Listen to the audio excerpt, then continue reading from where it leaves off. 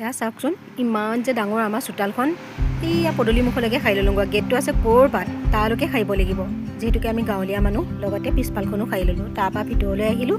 ভিতৰলৈ আহি দেখোঁ যে হে ভগৱান গোটেই ৰুমটো একদম চিদিলি ভিদিলি হৈ আছে এতিয়া আকৌ চাফা কৰিব লাগিব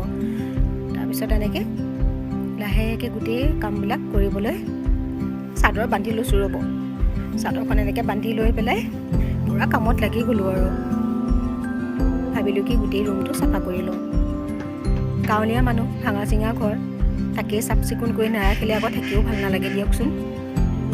এনেদৰে ভাঙা চিঙা ঘৰ হ'লেও আমি এনেদৰেই থাকি ভাল পাওঁ ইমান ভাল ঘৰো নালাগে দিয়কচোন থাকিব পাৰিলেই হ'ল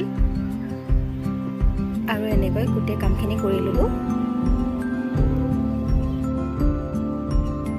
সকলোবোৰ কাম শেষ কৰি দুপৰীয়া ভাতকেইটা বনাই ল'লোঁ আৰু এতিয়া ইমানেই ভোক লাগিছে ভাতকেইটা খাই লওঁগৈ সকলোৱে খালে বাৰু আহকচোন চাওঁ কি বনালোঁ আজি আকৌ ঢেৰ বনাব মন গ'ল এইবোৰ ঢেৰ বনালোঁ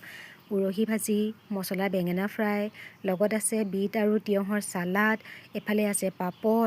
আৰু ইয়াত আছে সৰু মাছৰ ভাজি লগত এটা জলকীয়া লৈছোঁ আৰু এইফালে হৈছে এইটো বাদাম ভাজি আৰু ইয়াত অকণমান তিলৰ চাটনি ইয়াত আছে এইটো জলফাই আচাৰ এইটো খাৰ ভাজি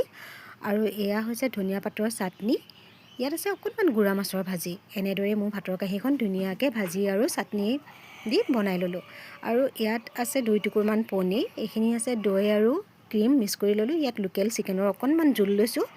বেছিও লোৱা নাই ইয়াত আছে মাটিমাহৰ তৰকাৰী খাব পাৰিম নে নোৱাৰিম ইমানবোৰ নাজানো তথাপিতো মই বনাই লৈছোঁ আৰু দেই কিমানবোৰ পাৰোঁ খাওঁ আৰু এতিয়া বনোৱা পিছে আপোনালোকক নেদেখুৱালোঁ আৰু বনাই থকা ইমানবোৰ বনাই থকা দেখুওৱাটো সম্ভৱো নহয় দিয়কচোন ভোক লাগিছে যেতিয়া ভাতকেইটা খাইছোঁ আৰু খোৱাতনো কিহৰ লাজ সকলোৱেতো ভাতেই খায় ভাত খায় সকলোৱে ৰুটি খায় খাবতো লাগিবই খোৱাবতনো কিহৰ লাজ বাৰু নকৰোঁ দেই খাবলৈ যিহেতুকে কাম কৰোঁ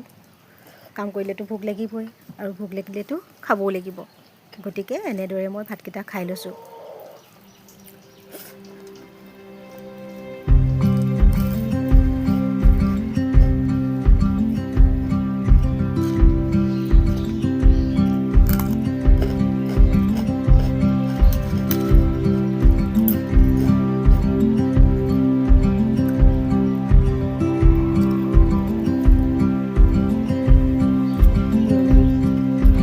ইমান ধুনীয়া হৈছে নহয় মাংসৰ তৰকাৰীখন